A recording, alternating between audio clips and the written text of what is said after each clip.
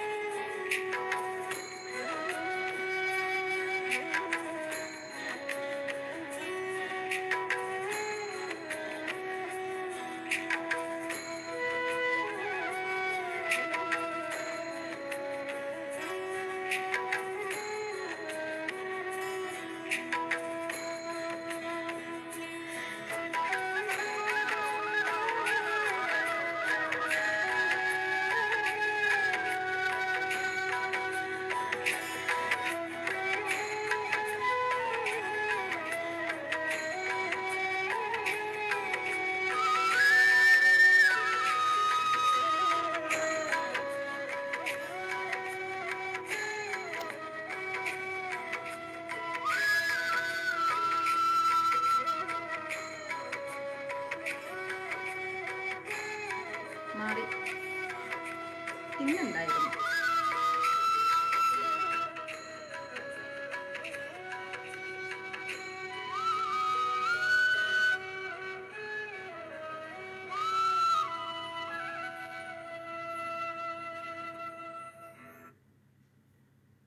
ഹരേ കൃഷ്ണ. എല്ലാവർക്കും നമസ്തേ. ഒരാളുടെ പേര് വിളിച്ച് പറയുന്നില്ല. എല്ലാവർക്കും നമസ്തേ. തീർച്ചയായിട്ടും എനിക്കും സന്തോഷം. കുറേ നാളായി എല്ലാവരെയും കണ്ടിട്ട് അല്ലേ. എന്നും ക്ലാസ് എടുക്കണമെന്ന് ആഗ്രഹമുണ്ട്, പക്ഷെ ജോലി തിരക്കുകൊണ്ട് സമയം അനുവദിക്കുന്നില്ല. ചില സമയത്ത് ഉണ്ടാവും, ചില സമയത്ത് ഉണ്ടാവില്ല. ചില സമയത്ത് ഈ സമയത്താണ് എത്തുന്നത്, എത്തിക്കഴിഞ്ഞാൽ പൂജയുണ്ടാവും. അതെ, അത് കറക്റ്റാണ് ഉണ്ണികൃഷ്ണൻ പ്രഭു പറഞ്ഞു തന്നത്.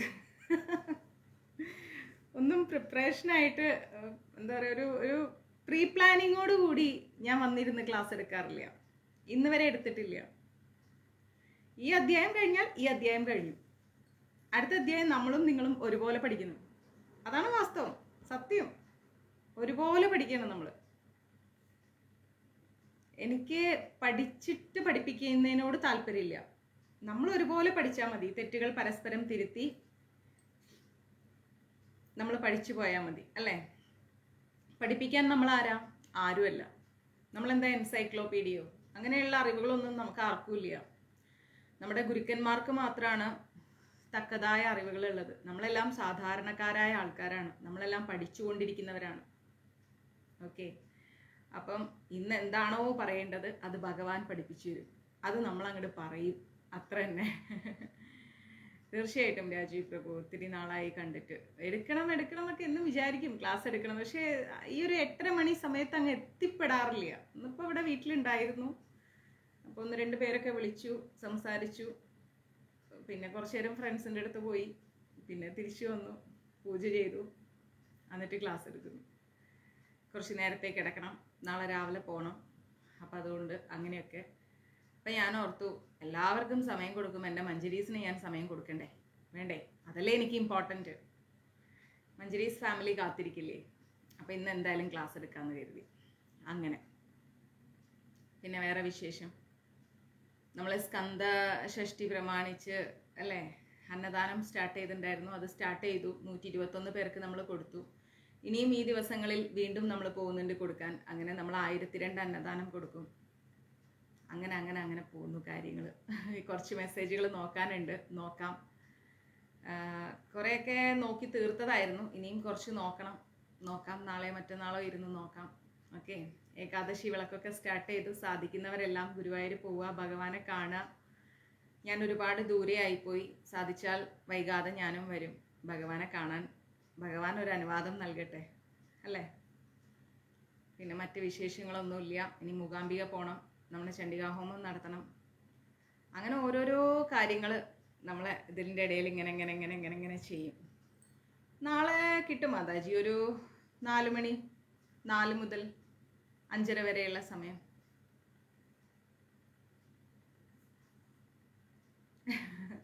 നൈസ് ഉണ്ണികൃഷ്ണൻ പ്രഭു. തീർച്ചയായിട്ടും പുഷ്പമ്മ, എനിക്കും നിങ്ങളെ എല്ലാവരെയും കാണുമ്പോൾ സന്തോഷമാണ്, ഒരുപാട് സന്തോഷമാണ്. ഞാൻ നേരിട്ട് കാണാത്ത ഒരുപാട് പേര്, എന്നെ എപ്പോഴും നേരിട്ട് കാണുന്നവർ, നമ്മൾ പരസ്പരം കാണുമ്പോൾ ഒരു സന്തോഷം. പേര് കൊണ്ട് എനിക്ക് നിങ്ങളെല്ലാം അറിയാം, പക്ഷേ ഫേസ് കൊണ്ട് എനിക്ക് എല്ലാവരെയും അറിയില്ല. അതാണ് കാര്യം. പക്ഷെ എന്നാലും സന്തോഷമാണ് എല്ലാവരെയും കാണുമ്പോൾ. പലരും അമ്മമാരാണ്, പലരും അച്ഛന്മാരാണ്, പലരും ചേട്ടന്മാരാണ്, ചേച്ചിമാരാണ്, അനിയത്തിമാരാണ്, അനിയന്മാരാണ്, സുഹൃത്തുക്കളാണ്. എല്ലാം അർജുനൻ ഭഗവാനെ കണ്ടതുപോലെ എനിക്ക് മഞ്ജരീസ് ഫാമിലിയിൽ കാണാൻ ഒരുപാട് ബന്ധങ്ങളുണ്ട്. അവരെ എല്ലാവരെയും ഞാൻ അങ്ങനെ കാണുന്നു.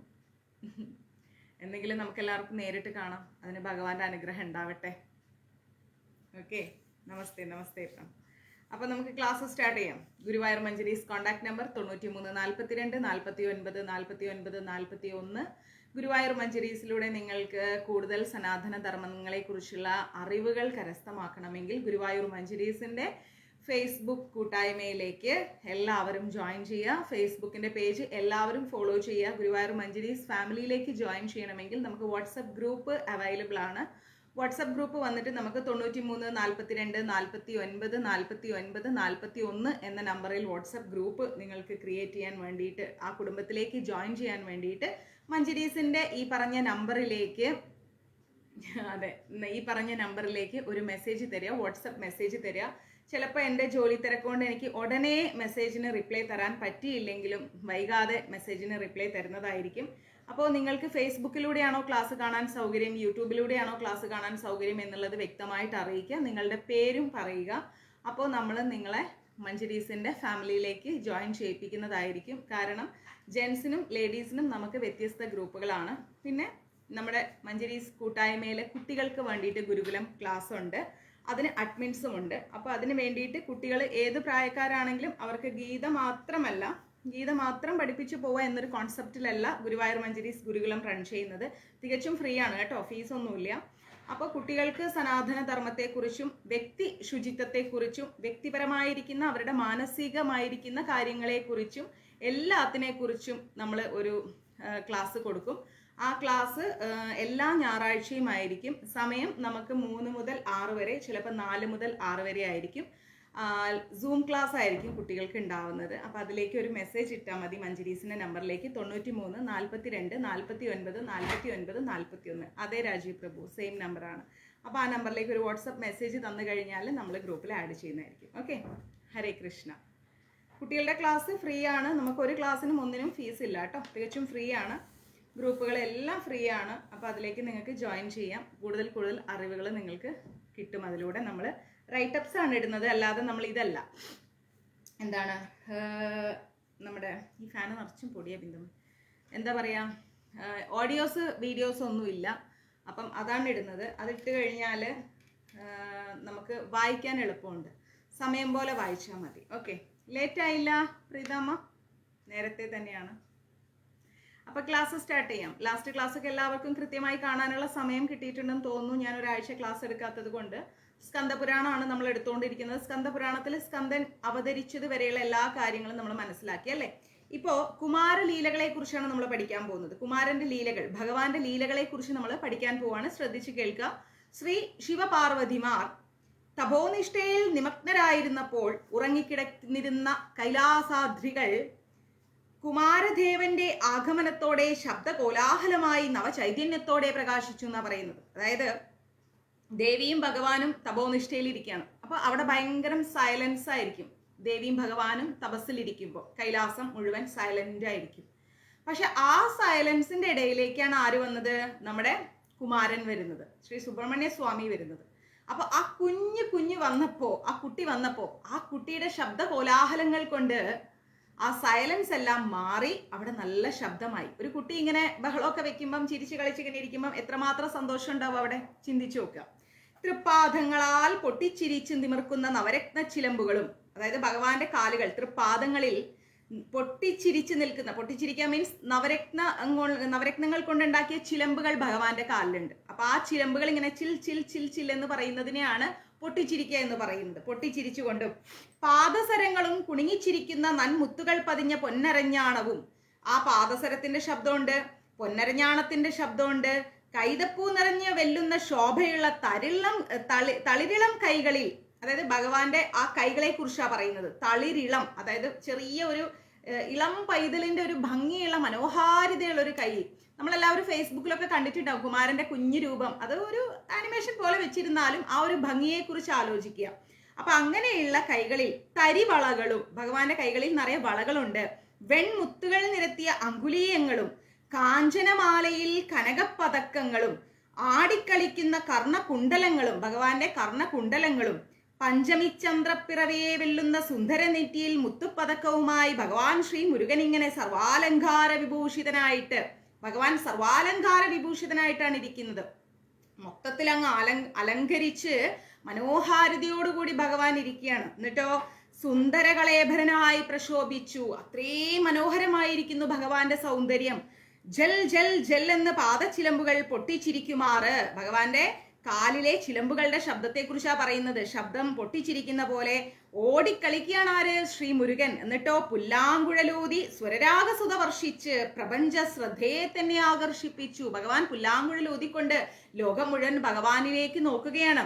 കൊമ്പും കുഴലും ഊതിക്കൊണ്ട് പ്രകൃതിയെ കോരിത്തരിപ്പിക്കുകയാണ്. ഭഗവാൻ ഇങ്ങനെ സംഗീതം കൊണ്ട് ഭഗവാൻ ഒരുപാട് ഭയങ്കരമായിട്ട് സംഗീതം ഇഷ്ടപ്പെടുന്നുണ്ട് ശ്രീ മുരുകൻ. അതുകൊണ്ട് തന്നെ കൊമ്പും കുഴലും എല്ലാം ഊതിക്കൊണ്ട് പ്രകൃതി ഇങ്ങനെ സന്തോഷത്തോടു കൂടി നിൽക്കുകയാണ് കൈലാസത്തില്. വീണാതന്ത്രികളിൽ, ഭഗവാന്റെ കയ്യിലുള്ള വീണാതന്ത്രികളിൽ തളിരിളം വിരലുകൾ ഓടിച്ച് വിരലുകൾ ഓടിച്ചിട്ട് സ്വരരാഗ പീയൂഷ മാധുര്യം പൊഴിച്ചിട്ട് ഭഗവാന്റെ കയ്യിലുള്ള പുഷ്പാമേ, ഭഗവാന്റെ ആ കയ്യിലുള്ള വീണാതന്ത്രികളിൽ ഭഗവാന്റെ ആ കുഞ്ഞു കുഞ്ഞു വിരലുകൾ കൊണ്ട് എന്താ പറയാ, സ്വരരാഗ പീയൂഷ മാധുര്യം പൊഴിച്ചുകൊണ്ട് സർവചരാചരങ്ങളിലും ആനന്ദഭൂതി ഉളവാക്കി. ഭഗവാന്റെ ആ ഒരു ആനന്ദം എല്ലാവരിലും, ഭഗവാന്റെ ആ ഒരു ആഗമനം, വരവ് എല്ലാവരിലും സന്തോഷം നിറക്കാണ്. പ്രകൃതി പോലും ആ ഒരു ആനന്ദത്തിൽ ഇങ്ങനെ ആറാടിക്കൊണ്ടിരിക്കുകയാണ്. മൃദംഗം, ഗിഞ്ചിറ അങ്ങനെയുള്ള എല്ലാ ലളിത സംഗീത വാദ്യ ഉപകരണങ്ങൾ വായിക്കുന്നതിലും ഭഗവാൻ ശ്രീ സ്കന്ദദേവൻ അപാരമായ സിദ്ധി പ്രകടിപ്പിച്ചു. ഭഗവാന് എല്ലാ വിധത്തിലുള്ള സംഗീത ഉപകരണങ്ങൾ വായിക്കുന്നതിലും ഭഗവാൻ ആനന്ദം കണ്ടുകൊണ്ടിരിക്കുകയാണ്. മൃദുപാദങ്ങൾ ചലിപ്പിച്ചിട്ട്, ഭഗവാന്റെ മൃദുപാദങ്ങൾ ചലിപ്പിച്ചിട്ട് എന്താ ചെയ്യുന്നത്? കോമള മേനി ഇളക്കിയിട്ട് ഭഗവാൻ ആ കുഞ്ഞു കുഞ്ഞു കാലുകൾ കൊണ്ട് ഇങ്ങനെ ശരീരം ഇളക്കിക്കൊണ്ട് കൈ വിരലുകളിൽ മുദ്രകൾ കാട്ടിയിട്ട്, അതായത് നമ്മൾ ഡാൻസ് ഒക്കെ കാണിക്കുമ്പോൾ ഇങ്ങനെ മുദ്ര പിടിക്കില്ലേ, അങ്ങനെയുള്ള മുദ്രകളൊക്കെ കാണിച്ച് നീളലോചനങ്ങളിൽ നവഭാവങ്ങൾ പ്രകടിപ്പിച്ചിട്ട് ഭഗവാന്റെ മുഖത്തെല്ലാം നല്ല നല്ല ഭാവങ്ങളൊക്കെ വരുത്തി വിൽ പുരികക്കൊടികളും, ഭഗവാന്റെ പുരികക്കൊടികളും ഗളവും അതായത് കഴുത്തും ഭാവഭാവനകൾക്കനുസൃതമായിട്ട്, അതായത് എന്താണോ ഭഗവാൻ എന്ത് ഭാവമാണോ എടുക്കുന്നത് ആ ഭാവനകളെ പോലെ ആ ഭാവങ്ങൾ മുഖത്ത് വരുത്തിയിട്ട് ശ്രീ കുമാരദേവൻ നൃത്തമാടി രസിക്കുകയാണ്. അതായത് ഭഗവാന് നൃത്തവും വലിയ ഇഷ്ടമാണെന്നാണ് മനസ്സിലാക്കേണ്ടത്. രസിച്ചപ്പോൾ അരയിലെ കിങ്ങിണികൾ ഉലഞ്ഞുണ്ടായ ശബ്ദം. അപ്പൊ ഭഗവാൻ ഇങ്ങനെ നൃത്തമാടുന്ന സമയത്ത് ഭഗവാന്റെ അരയിൽ എന്തുണ്ട്? കിങ്ങിണിയുണ്ട്, അരഞ്ഞാണമുണ്ട്. ആ അരഞ്ഞാണത്തിൽ നിന്ന് വരുന്ന ആ ശബ്ദം 14 ലോകങ്ങളിലും പ്രതിധ്വനിച്ചു അത്രേ. ഭഗവാൻ നൃത്തമാടുമ്പോ ഭഗവാന്റെ ആ ഒരു അരഞ്ഞാണത്തിന്റെ ശബ്ദം 14 ലോകങ്ങളിലും ആ ശബ്ദം കേൾക്കുകയാണ്. എന്നിട്ടോ ശ്രീ മുരുക പാദങ്ങൾ, ഭഗവാന്റെ ആ പാദങ്ങള് പല്ലവ സദൃശമായിട്ടിരുന്നുവെങ്കിലും നൃത്തമാടുന്നതിന് ചുവടുകൾ ചവിട്ടിയപ്പോൾ വൻമലകൾ പോലും പിളർന്ന് തകർന്നു പോകുമാറ് ആ ചുവടുവെപ്പികൾ ശക്തിമത്തായിരുന്നു. ഭഗവാൻ നൃത്തമാടുന്ന സമയത്ത് ഭഗവാൻ കാലിന്റെ പാദം ഇങ്ങനെ നൃത്തത്തിന് വേണ്ടി ചവിട്ടിയപ്പോ പ്രപഞ്ചം മുഴുവൻ ഇങ്ങനെ തകർന്നു പോകുന്നത് പോലെ, വലിയ വലിയ മലകൾ പോലും ഇങ്ങനെ പിളർന്നു പോകുന്നത് പോലെ ശക്തി ഉണ്ടായിരുന്നു ഭഗവാന്റെ ഓരോ പാദം നൃത്തത്തിന് വേണ്ടി ഇങ്ങനെ വെക്കുന്ന സമയത്തും.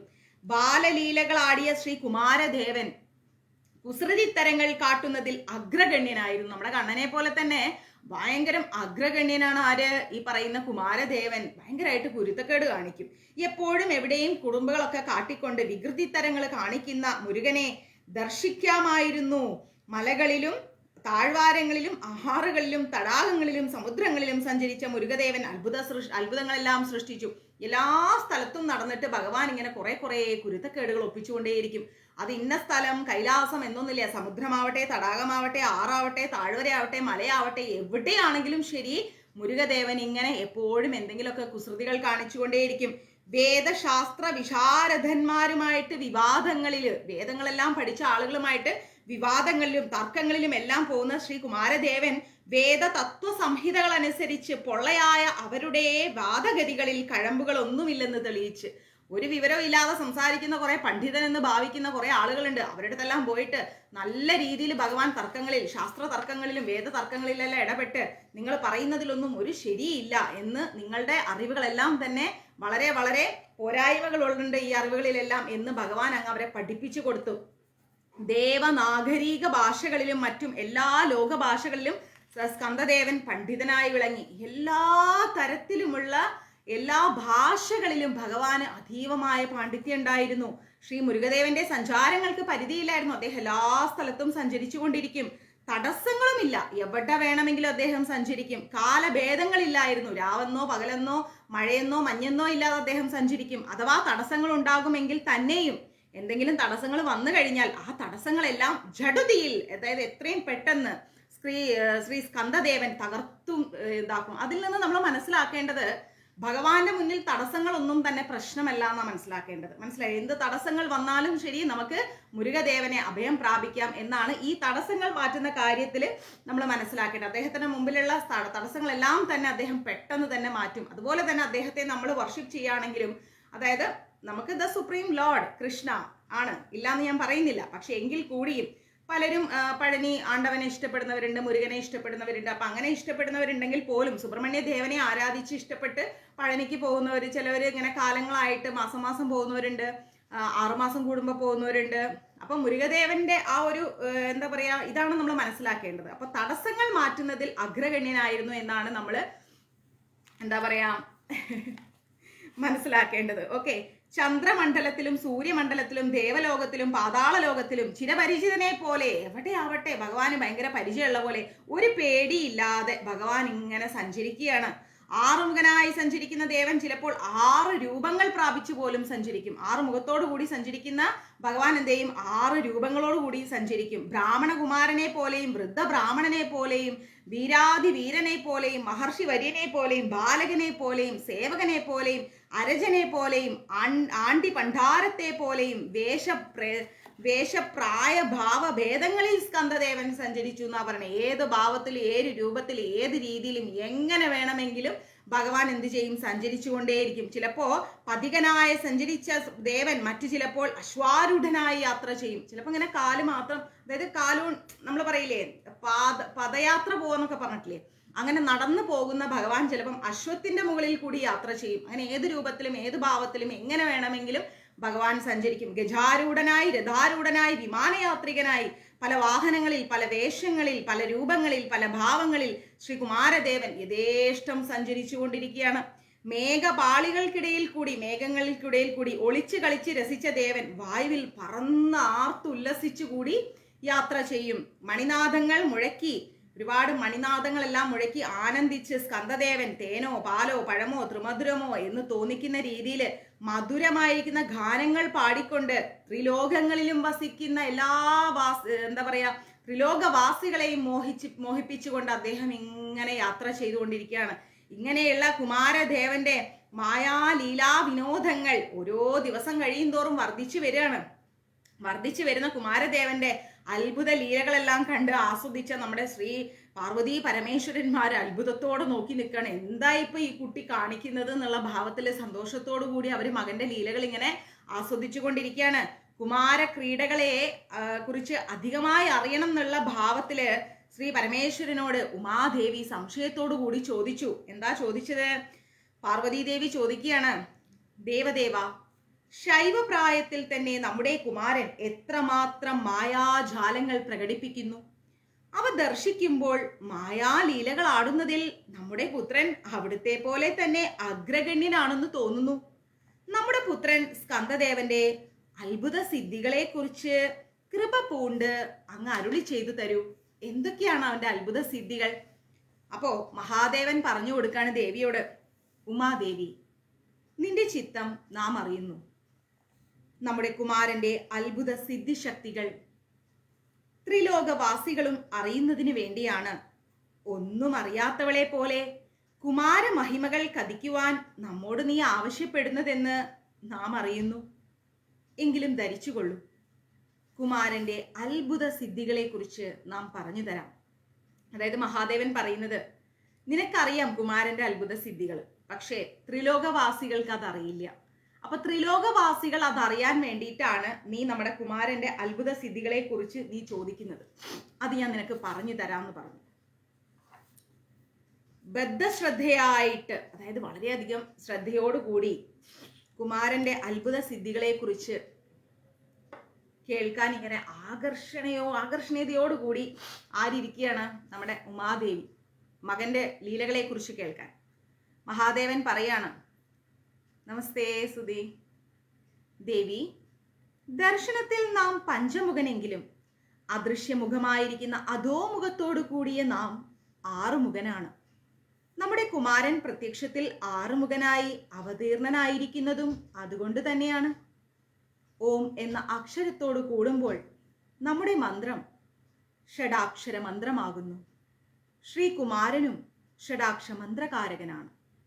അതായത് ശ്രദ്ധിച്ച് കേൾക്കുക ദേവി, നാം പഞ്ചമുഖനെങ്കിലും, അതായത് മഹാദേവൻ അദൃശ്യമുഖമായിരിക്കുന്ന അധോമുഖത്തോടുകൂടി നാം ആറുമുഖനാണ്. അതായത് മഹാദേവൻ, നമ്മൾ പഞ്ചമുഖനാണ് മഹാദേവൻ എങ്കിലും അദൃശ്യമായിരിക്കുന്ന ഒരു അധോമുഖം മഹാദേവനുണ്ട്. അതുകൊണ്ട് മഹാദേവൻ ആറുമുഖനാണ്. അതുകൊണ്ടാണ് നമ്മുടെ സ്കന്ദദേവനും ആറുമുഖനായിട്ട് ജനിച്ചത്. പിന്നെന്താ പറയുന്നത്? ഓം എന്ന അക്ഷരത്തോട് കൂടുമ്പോൾ, ഓം നമഃ ശിവായ എന്ന് കേട്ടിട്ടില്ലേ? ഓം എന്ന അക്ഷരത്തോട് കൂടുമ്പോൾ നമ്മുടെ മന്ത്രം ഷഡാക്ഷര മന്ത്രമാകുന്നു. അതുപോലെയാണ് ശ്രീകുമാരനും ഷഡാക്ഷ മന്ത്രകാരകനാണ്. ക്ലിയർ? ശരവണ ഭവ. ശ എന്നത് മംഗളകരമാണ്. ര എന്നത് തേജസ്സാണ്. വ എന്നത് സച്ചിത്തമാണ്. ന എന്നത് വീരത്തെയാണ് കാണിക്കുന്നത്. ഭവ എന്നത് ഇപ്രകാരമുള്ള ഗുണങ്ങളോട് കൂടിയവനാകുന്നു ഭവാനായിരിക്കുന്ന സ്കന്ദൻ. ക്ലിയർ? നമ്മുടെ ശക്തിയാണ് സ്കന്ദനും നാമും വേറെ വേറെ ശക്തികളല്ല. അതായത് മഹാദേവനും സ്കന്ദനും വേറെ വേറെ ശക്തികളല്ല. സ്കന്ദനും നമ്മെ പോലെ ലോകം മുഴുവൻ നിറഞ്ഞു നിൽക്കുന്നവനാണ്. ബാലകനായി മുരുകൻ ദർശനം നൽകുന്നുണ്ടെങ്കിൽ പോലും സ്കന്ദൻ ത്രികാലജ്ഞാനിയാണ്. പ്രാർത്ഥിക്കുന്നവർക്കും ആശ്രയിക്കുന്നവർക്കും ആശ്രിത വത്സലനായ കുമാരൻ സമൃദ്ധിയും ജ്ഞാനവും മോക്ഷവും മുക്തിയും നൽകും. അപ്പോൾ ഇവിടെ നമ്മൾ മനസ്സിലാക്കുക, മഹാദേവൻ തന്നെയാണ് സ്കന്ദൻ. ക്ലിയർ? ഒറ്റയടിക്ക് ഞാൻ ഗീത പഠിപ്പിച്ചിട്ട് the supreme lord Krishna, Krishna മാത്രം എന്ന് പറഞ്ഞാൽ നമ്മൾ കേരളത്തിലുള്ള ആർക്കും അക്സെപ്റ്റ് ചെയ്യാൻ കഴിയില്ല. അതുകൊണ്ടാണ് കേരളത്തിൽ നിങ്ങൾ കൃഷ്ണ ഭക്തരാണ്, ഞങ്ങൾ മഹാദേവ ഭക്തരാണ് എന്നുള്ള ഒരു സംസാരത്തിലേക്ക് വന്നു. ഞങ്ങൾ മുരുക ഭക്തരാണ്. ഇപ്പോൾ നമ്മൾ ഓരോരോ പുരാണങ്ങൾ പഠിക്കും. ഇത് കഴിയുമ്പോൾ ഞാൻ ഗണേശ പുരാണം എടുക്കുന്നുണ്ട്. ഓരോരോ പുരാണങ്ങൾ കഴിയുമ്പോൾ നമുക്ക് മനസ്സിലാവും ഇതൊക്കെ എന്താണ്, ഇവരൊക്കെ ആരാണ്. ഇപ്പൊ സ്കന്ദപുരാണത്തിലൂടെ നമ്മൾ പഠിച്ചു എന്ത്? മഹാദേവൻ തന്നെയാണ് സ്കന്ദൻ. ഷഡാക്ഷര മന്ത്രം തന്നെയാണ്. ഓം എന്ന് ചേരുമ്പോഴാണ് ഈ ഷഡാക്ഷര മന്ത്രം ഉണ്ടാവുന്നത്. മനസ്സിലായില്ലേ? ഓരോന്നോരോന്ന് നമ്മൾ കണക്ട് ചെയ്ത് പഠിക്കാൻ പോവാണ്. ഓക്കെ, സമയമെടുത്ത് പതുക്കെ കണക്ട് ചെയ്ത് പഠിച്ചു കഴിഞ്ഞാൽ ഒരു കറക്റ്റ് റൂട്ടിലേക്ക് നമ്മൾ എത്തി. അപ്പൊ നമുക്കിടെ അറിവെന്തായി? കൃത്യമായി. ഈശ്വരന്റെ വാക്കുകളിലൂടെ, അതായത്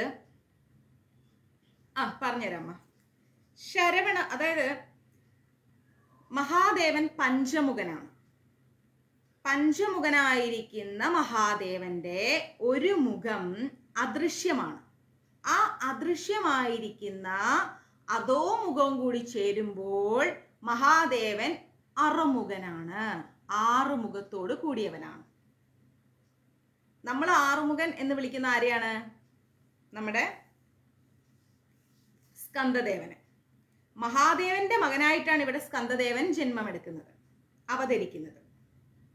മഹാദേവൻ പറയുന്നു, അധോമുഖമായിരിക്കുന്ന ഒരു മുഖവും കൂടി എനിക്കുണ്ട്, അതും കൂടി ചേരുമ്പോൾ ഞാൻ ആറുമുഖനാണ്. അതുകൊണ്ടാണ് എൻ്റെ മകനായിരിക്കുന്ന സ്കന്ദനും ആറുമുഖനായിട്ട് ജനിച്ചത്. നമശിവായ എന്നുള്ള ആ വാക്യത്തിനോടുകൂടി, ആ മന്ത്രത്തോടുകൂടി ഓം എന്നുകൂടി ചേരുമ്പോൾ ഷഡാക്ഷര മന്ത്രമായി. അതുപോലെ ശരവണ ഭവ എന്നുള്ളതിനോട് ഓം എന്ന് ചേർന്ന് കഴിഞ്ഞാൽ, ഓം ശരവണ ഭവ എന്ന് വന്നു കഴിഞ്ഞാൽ എന്തായി? ഷഡാക്ഷര മന്ത്രമായി. അതുകൊണ്ട് ഞാനും മുരുകനും വേറെ വേറെ അല്ല. എന്നെ പോലെ മുരുകനും ത്രികാലജ്ഞാനിയാണ്. അപ്പൊ ഞങ്ങൾ രണ്ടുപേരും ഷഡാക്ഷര മന്ത്രകാരകനാണ് എന്ന് പറയുന്നു. മനസ്സിലായില്ലേ? ഇനി ശരവണ ഭവ എന്ന് പറയുന്നതിലുള്ള ഷ എന്ന് പറഞ്ഞാൽ മംഗളകരമാണ്, മംഗളമാണ്. രാ എന്ന് പറഞ്ഞാൽ തേജസ്സാണ്. വ എന്ന് പറഞ്ഞാൽ സച്ചിത്തമാണ്, നല്ല മനസ്സ്. ന എന്ന് പറഞ്ഞാൽ വീരമാണ്, വീരം. അങ്ങനെ അങ്ങനെയുള്ളതാണ് ഭവാനായിരിക്കുന്ന ശരവണഭവ. അങ്ങനെയുള്ള ഭവാനാണ് ശരവണഭവ എന്ന് പറയുന്ന മുരുകൻ. ഇപ്രകാരമുള്ള ഗുണങ്ങളോട് കൂടിയവനാണ് മുരുകൻ. ഒരു മിനിറ്റ്.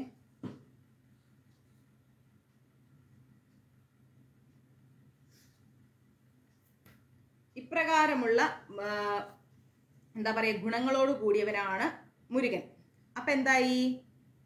സ്കന്ദൻ എന്ന് പറയുന്നത് മഹാദേവന്റെ ശക്തിയാണ്. സ്കന്ദനും ഞാനും വേറെ വേറെ ശക്തിയല്ല.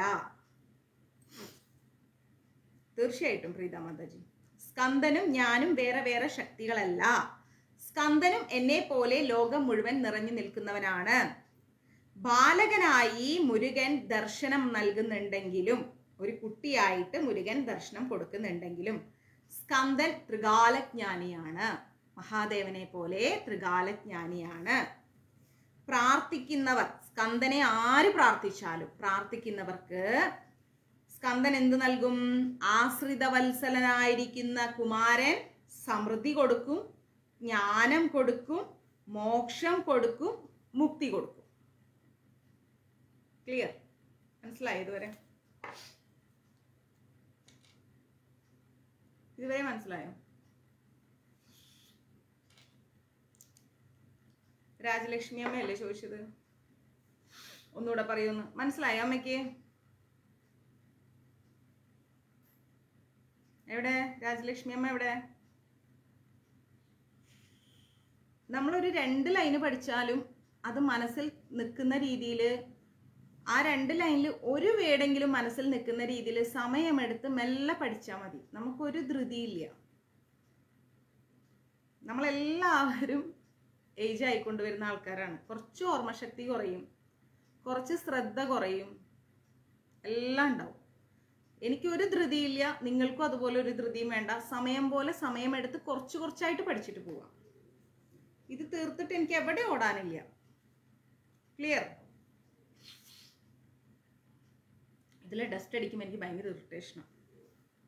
സാരല്ലേ, പോട്ടെ. അങ്ങനെ ദേവി മഹാദേവൻ പറഞ്ഞു കൊടുത്തതെല്ലാം ശ്രദ്ധയോടുകൂടി കേട്ട്, എന്നിട്ടോ സന്തോഷായി ദേവിക്ക്. ഇഹലോക സുഖങ്ങളെല്ലാം നൽകി അനുഗ്രഹിക്കുന്നവളാണ് ലോകമാതാവായ ശക്തി, അതായത് പാർവതീ ദേവി. ഈ ലോകത്തിലുള്ള എല്ലാ സുഖങ്ങളും നമുക്ക് ദേവി നൽകും. പരലോക മോക്ഷം നൽകി അനുഗ്രഹിക്കുന്നവൻ സർവലോക ചരാചര പിതാവായിരിക്കുന്ന മഹാദേവനാണ്. ഈ ലോകത്തിലേക്കുള്ള എല്ലാ ഇഹലോക സുഖങ്ങളും ദേവി നമുക്ക് നൽകുന്നുവെങ്കിൽ പരലോകത്തിലുള്ള എല്ലാ സുഖങ്ങളും സന്തോഷങ്ങളും നമുക്ക് നൽകുന്നത് ആരാണ്? സർവലോക ചരാചര പിതാവായിരിക്കുന്ന ശ്രീ പരമേശ്വരൻ. ക്ലിയർ? ഇഹപര സുഖങ്ങൾ രണ്ടും ഒരുപോലെ നൽകുന്ന ആളാരാണ്? സ്കന്ദദേവൻ. ദേവി നമുക്ക് ഇവിടത്തെ സുഖങ്ങളാണ് തരുന്നതെങ്കിൽ മഹാദേവൻ നമുക്ക് അവിടുത്തെ സുഖങ്ങൾ തരും. അപ്പൊ എന്തായി? ഇത് രണ്ടും കൂടി നമുക്ക് ഒരുമിച്ച് തരുന്നത് ആരാണ്? സ്കന്ദനാണ്. ഓക്കെ. അസാധാരണനും സർവശക്തനും സകല ലോകനാഥനുമായ ശ്രീ കുമാരദേവൻ ബാലലീലകളിലൂടെ, കുഞ്ഞുനാളിലുള്ള കഥകളികളിലൂടെ ഒരുപാട് അത്ഭുതകരമായ കാര്യങ്ങൾ ചെയ്തു. ഓക്കെ. ലോകം മുഴുവനുള്ള മലകളെയെല്ലാം തന്നെ സ്കന്ദദേവന്റെ ശക്തി കൊണ്ട്, ഒരു മിനിറ്റ്. വിനു, ഹലോ, ക്ലാസ്സിലാണ്. ശരി. അപ്പോ ലോകം മുഴുവനുള്ള മലകളെയെല്ലാം തൻ്റെ അത്ഭുത ശക്തി കൊണ്ട് പിഴുതെടുത്തിട്ട് ശ്രീ കുമാരദേവൻ എന്ത് ചെയ്തു? അതെല്ലാം തന്നെ ഒരേ സ്ഥാനത്ത് നിരനിരയായിട്ട് നിർത്തി. ആ മലകളെയെല്ലാം തല കീഴായിട്ട് ഭൂമിക്ക് അഭിമുഖമായിട്ട് നിർത്തി. ഭൂമി ഇതാണെങ്കിൽ ഈ മലകളെല്ലാം നിരനിരയായിട്ട് ഭൂമിക്ക് അഭിമുഖമായിട്ട് തല കീഴായിട്ട് നിർത്തിയിട്ട് ഈ മലകളെയും ഈ ഭൂമിയെയും നോക്കിക്കൊണ്ട് സ്കന്ദൻ ചിരിക്കാൻ തുടങ്ങി. വെറുതെ ചിരിച്ചില്ല, കൈ കൊട്ടി ചിരിച്ചുകൊണ്ടിരുന്നു. സമുദ്രങ്ങളെയും പിടിച്ചിട്ട് 7 സമുദ്രങ്ങളെയും പിടിച്ച് ഒന്നാക്കി കളഞ്ഞു. ലോകാവസാന പ്രളയകാലത്ത് ഉണ്ടാവുന്നത് പോലെ ജലപ്രവാഹമുള്ള ശബ്ദം ഉണ്ടാക്കി. ലോകം അവസാനിക്കുന്ന സമയത്ത് പ്രളയം വരില്ലേ, ആ പ്രളയം ഉണ്ടാവുന്ന സമയത്ത് ഭയങ്കര ശബ്ദം ഉണ്ടാവും. ആ ശബ്ദം പോലത്തെ ശബ്ദം ഉണ്ടാക്കിയിട്ട് ചിരിക്കാൻ തുടങ്ങി. ചക്രവാളഗിരിയെ പാതാളത്തിൽ താഴ്ത്തി ഒഴുകിയോടുന്ന ഗംഗാദേവിനെ അവിടെ തടഞ്ഞ് അവിടെ നിർത്തി. ഗംഗാദേവിനെ ഒഴുകാൻ സമ്മതിച്ചില്ല, പിടിച്ചവിടെ നിർത്തി. പാതാളത്തിൽ നിന്ന് പിടിച്ചോണ്ട് വന്ന് അഷ്ടനാഗങ്ങളെ എന്നിട്ട് ഒരു വട്ടത്തിലാക്കി വൃത്താകൃതിയിലാക്കിയിട്ട് ചക്രം പോലെ ഉണ്ടാക്കിയിട്ട് മഹാമേരു പർവ്വതത്തിന്റെ ശിഖരങ്ങളിൽ, മഹാമേരുവിന്റെ പർവ്വതത്തിന്റെ മുകളിൽ പോയിട്ട് അതിനെ ഇങ്ങനെ ഉരുട്ടി കളിച്ചു. അഷ്ടനാഗങ്ങളെ പാതാളത്തിൽ പോയി പിടിച്ചുകൊണ്ട് വന്നിട്ട് 8 ദിക്കിലുമുള്ള ഐരാവതം പോലെയുള്ള ഗജവീരന്മാരെല്ലാം പേടിപ്പിച്ച് ഓടിച്ചു. എല്ലാരെയും പേടിപ്പിച്ച് ഓടിക്കാൻ തുടങ്ങി. 2 നിരയായിട്ട് നിർത്തി അവരെ തമ്മിൽ യുദ്ധം ചെയ്യിപ്പിച്ചു. എല്ലാ ആനകളെയും പിടിച്ച് 2 ലൈനാക്കി നിർത്തിയിട്ട് 2 പേരെ കൊണ്ട് യുദ്ധം ചെയ്യിപ്പിച്ചിട്ട് കണ്ടങ്ങനെ രസിക്കുകയാണ്. തൻ്റെ അത്ഭുത ശക്തി കണ്ടിട്ട് ഗരുഡനെയും വാസുകി നാഗത്തെയും പിടിച്ചുകൊണ്ട് വന്നിട്ട് കുമാരദേവൻ എന്ത് ചെയ്തു? അവരെ തമ്മിൽ യുദ്ധം ചെയ്യിപ്പിക്കാൻ തുടങ്ങി. സൂര്യനെ ചന്ദ്രമണ്ഡലത്തിലേക്കും ചന്ദ്രനെ സൂര്യമണ്ഡലത്തിലേക്കും മാറ്റിയിട്ട് കൈകൊട്ടി ചിരിച്ചു. ചന്ദ്രന്റെ സ്ഥലത്തേക്ക് സൂര്യനെ മാറ്റി, സൂര്യന്റെ സ്ഥലത്തേക്ക് ചന്ദ്രനെ മാറ്റി. ഇതിന് ഒരു ടവൽ എടുത്തിട്ടുണ്ട്. ഈ ഫാൻ എടുത്തോണ്ട് പോയിട്ട് ഇത് വേണ്ട. യോ നാരായണ, എന്തൊരു ഡസ്റ്റ് അതിനകത്ത്, ഇറിറ്റേഷനാവും. ഇതിവിടെ പോയി. ഒരു മിനിറ്റ്, എനിക്ക് ഭയങ്കര ഡസ്റ്റ് അടിക്കുന്നുണ്ട്. അത് വേണ്ട, ഒരു ടവൽ തന്നാൽ മതി. ഡസ്റ്റ് ഇല്ലാത്ത ടവൽ തരണം. അയ്യോ എന്താ ഇതിൻ്റെ അത്.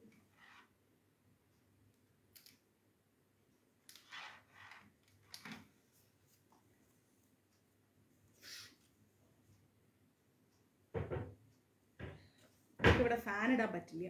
മേലെ ഫാൻ ഇട്ടാൽ വിളക്കണഞ്ഞു പോകും. കിടാവിളക്കല്ലേ, അതാ കുഴപ്പം. ആ ഫാൻ ഇടല്ലേ, ഏടാ ആ ഫാൻ ഇട്ട മൊത്തം പൊടിയാ. ആ പൊടി എനിക്ക് ഇറിറ്റേഷൻ ഉണ്ടാക്കുന്നു. ആ ഫാൻ ഇട്ട വിളക്കണേ.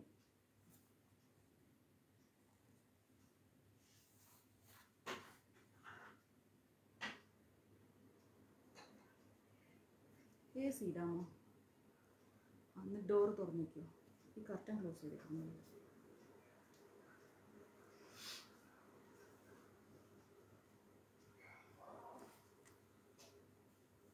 ഉറങ്ങിക്കിടന്ന ജലദോഷമില്ലമ്മ, പൊടി, ഭയങ്കര പൊടി ഈ ഫാനിൻ്റെ അകത്ത്.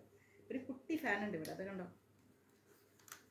ആ കുട്ടി ഫാനിൽ നിറച്ചും പൊടിയാണ്. ആ പൊടി ഈ ഫേസിലേക്ക് അടിക്കുമ്പോൾ ഇറിറ്റേഷനാവും. അങ്ങനെ ഉറങ്ങിക്കിടക്കുന്ന മിന്നൽ പാളികളെ ഇടിമുഴക്കങ്ങളെയെല്ലാം പറിച്ചെടുത്തിട്ട് ഹാരങ്ങളായിട്ട് കഴുത്തിലിടുകയാണ്. ആകാശവില്ലുകളെ പിടിച്ച് കുലുക്കിയിട്ട് നാഗങ്ങളെയെല്ലാം ഞാണുകളാക്കി, ഇങ്ങനെ തൂണ് പോലെ ആക്കിയിട്ട് ഗ്രഹങ്ങളെയും നക്ഷത്രങ്ങളെയെല്ലാം ഗോളങ്ങളാക്കിയിട്ട് ആ ഞാണിൽ പതിപ്പിച്ചിട്ട് ആ ഗോളങ്ങളെ എടുത്തിട്ട് ദേവന്മാരുടെ ശിരസിലും കഴുത്തിലും നെഞ്ചിലും എവിടെ ഒരു ഉന്നം തെറ്റാതെ പ്രയോഗിച്ച് ദേവന്മാരെ എല്ലാം ദേഷ്യം പിടിപ്പിച്ച് അത് കണ്ടിങ്ങനെ ആർത്ത് ചിരിക്കുകയാണ്. AC അധികം ഇടാറില്ല. കറണ്ട് ബില്ല് അയ്യോ എപ്പോഴെങ്കിലും ചൂടുണ്ടാകുമ്പോൾ മാത്രം. നമുക്കിവിടെ ഹാളിൽ ഫാൻ ഇടാൻ പറ്റില്ല. ഹാളിൽ ഫാൻ ഇട്ടാൽ നമ്മുടെ 3, 4, 5, 6 വിളക്കുണ്ട്, അതങ്ങ് അണഞ്ഞു പോകും. 3 എണ്ണം അണയാ വിളക്കാണ്, അതായത് കിടാവിളക്കാണ്. 2 എണ്ണം പിന്നെ കത്തിക്കഴിയും. അപ്പോൾ ഫാന് നമുക്ക് ഇവിടെ ഇടാൻ പറ്റില്ല. അപ്പോൾ ഞാൻ ക്ലാസ് എടുക്കുന്ന സമയത്ത് ഇങ്ങനെ ചെറിയ ഫാൻ വെച്ചിട്ടാണ് ക്ലാസ് എടുക്കാറ്. പക്ഷെ അതിൽ നിറച്ച് ഡസ്റ്റ് വന്നിട്ടുണ്ട്. ആ ഡസ്റ്റാണ് ഭയങ്കരമായിട്ട് മുഖത്തേക്ക് അടിക്കുന്നു. അപ്പോൾ എനിക്ക് ഭയങ്കര ഇറിറ്റേഷൻ ആവുന്നു. അതാ കാര്യം. No problem. അങ്ങനെ ഇവിടുത്തെ ചൂടിന് നമുക്ക് ഇരിക്കാൻ പറ്റില്ല. ഇവിടെ ഭയങ്കര ചൂടല്ലേ ചെന്നൈയിൽ. പോട്ടെ, സാരല്ലേ, ഇതൊക്കെ നമ്മൾ തരണം ചെയ്യണം. ഇതൊക്കെ നോർമലി എല്ലാം ഉണ്ടാകുന്ന കാര്യങ്ങളല്ലേ.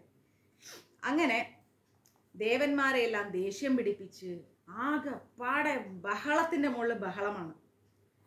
സുരന്മാർക്കോ അസുരന്മാർക്കോ മനുഷ്യന്മാർക്കോ ജീവഹാനി സംഭവിക്കാതെ കുസൃതികളോടുകൂടി ആർക്കും ഒരു ഉപദ്രവം ഇല്ലാതെ ജീവഹാനി ഇല്ലാതെയാണ് കുമാരദേവൻ അനേകം ജാലവിദ്യകൾ പ്രകടിപ്പിക്കുന്നത്.